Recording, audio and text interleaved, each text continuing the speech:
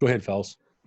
Coach, did you see what you wanted to see from your bench tonight after you talked the other day about wanting to play those guys more?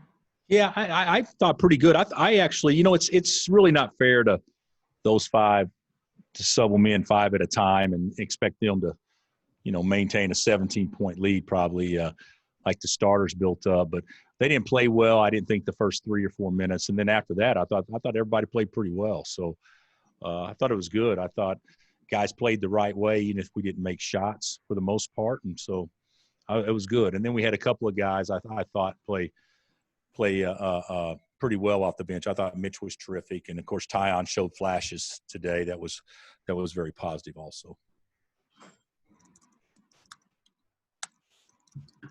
Seemed like Ochai recovered pretty quickly from going scoreless the other night. What did you see from him out there? Well, he was aggressive. He looked great. I really felt like he would. He's a good player, and he's played so well. Just labored the other day a little bit, but he's aggressive, and his stroke looked great.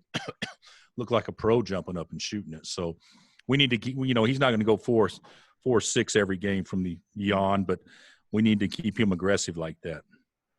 Does it help that he was on the offensive glass a little bit too? Oh, absolutely. We didn't send him to the offensive glass much against Creighton. We were sending 2 back, so most of the time we sent Jalen and Christian. But today he showed that he can go steal us a basket or 2 when he goes. What did you make of the energy that Mitch gave you, particularly in the first half? I thought it was great. I thought Mitch was great. I actually thought David was pretty good too, but I thought Mitch was great, and he got 3 block shots, and he made some shots. But the thing about that's we should kind of measure Mitch, in my opinion, kind of like we did with Jamari. Just from an energy standpoint, intangible, make some plays that others can't make, and if he scores, great. If he doesn't score, big deal, because he can still help us win games. With his activity level.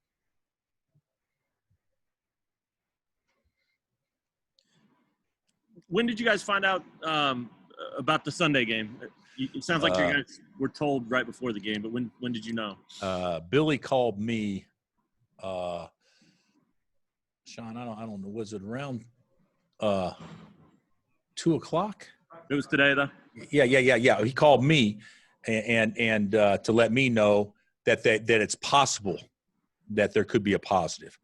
And then I notified our people, and then, of course, they got with their people, and the medical staff became involved. And then we knew, if I'm not mistaken, he probably called me around 1, and then we found out around 2, I think, that there was a positive. And then the medical people got together and visited after that. So I don't know exactly when the decision was made, but it was probably in that 5 o'clock range. Sure. And how do you view that? I mean, bad to not have the game, good to get the time off. What's the? I actually think it's both. I mean, I love to play the game, and the primary reason I would love to play the game, and I'm not saying we'd win the game for sure. I'm not saying that, but getting a chance to get those guys that hadn't had a chance to play as much minutes, I think that would be important. The most important thing, if it was possible. But the reality of it is, you play Sunday, and you'll be probably tested because they play so hard, and then you got Monday, Tuesday, and Wednesday to get ready for a game with tired legs. So, this I'll spin it into a positive that we'll have fresher legs, even though we won't play the game. But maybe we can work on some things that we haven't been very good at the next couple of days. No chance you guys are going to try to reschedule anything this week? Late one. I don't think so, Jesse. It's harder than what you think. Like if we just say let's play a Division II, or let's do this and that. Well, they still can't play unless they followed our testing protocol that the Big 12 has, and so and that's 3 times a week on non-consecutive days, and maybe there's some out there that have, but I don't think that's the direction we want to go right now. Hey, go ahead.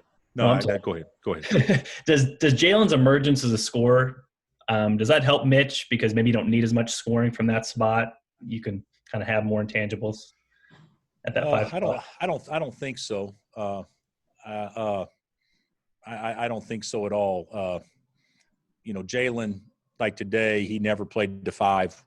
We didn't play small much, and when we did, he wasn't in the game. So, as a 4-man, Jalen's scoring, does it help Mitch? And the answer would be, I think Mitch would be the same regardless if Jalen or whoever was scoring or not. He's got a role, and he should take what they give us or give him, but play with that energy level more than anything else. But Mitch has shot the ball really well in practice. It was nice to see him step away from the basket and make a shot or two. Hey, you mentioned David a little bit ago. I just kind of wanted to ask, big picture, when it comes to maybe him playing at the level you think he can consistently, do you think it's going to be more of like a switch flipping for him, or will it be kind of gradual improvement kind of in that direction? I don't know. I mean, God, I don't have I don't have a crystal ball, but I would think that it will be very easy for him to make some dramatic improvements in a short amount of time. But regardless of how well he plays, I hope he continues to improve and gradually improves each week till the end of the season. So to answer your question, I hope it's both. I hope there's a something that which he shows flashes of it the last 2 games without question, but there's something that maybe he can, kind of gravitate to and kind of have something that he can rely on, kind of like a guy that's struggling with his driver, but he can keep a 3-wood in play until he kind of figures it out, and I think he can help us win games and help our team be better regardless. But when it falls into place for him, I think they'll see some good things immediately. Hey, Coach, this is Karen. How are you? Hi, Karen. How are you doing? Good. Hey, 7 games into the season, would you say, especially in a game like this, your team now has an identity, where, you got to be shooting the long ball, kind of people's roles? Do you kind of feel this team is forming it, has it, doesn't? I don't think so yet. I think we're closer I think that's probably what you're asking. We're closer to developing an identity and how we want to play and who we are and where the shots should come from and things like that. I don't know how you guys felt. There were some great possessions where we made some extra passes and got the ball exactly where we want to go, and we came up empty. So I saw even on the way that those starters played to start the game, even when we missed, we ran it just the way we want to do it. So I think there's some things offensively that we haven't got an identity yet, but we're getting closer. And defensively, I still think we play in spurts. I think we can be pretty good defensively when we're turned up and when we know we have to guard in order to win. I don't think we are quite as turned up tonight is what we should be. Thank you, sir. What did you think about the way that Marcus played tonight? He's great. He's great. He shot the ball with confidence. He takes 4 shots or 5 shots and 3 threes, and he shoots the ball with confidence and, rebounds and 8 assists and no turnovers and 2 steals in 20 minutes. I thought he's great. I thought he made the best reads he's made probably this year off ball screens and things like that to get other shots. So I thought he's really solid. Anything else for Coach? All right. Thanks, guys. All right, guys. Have a good one.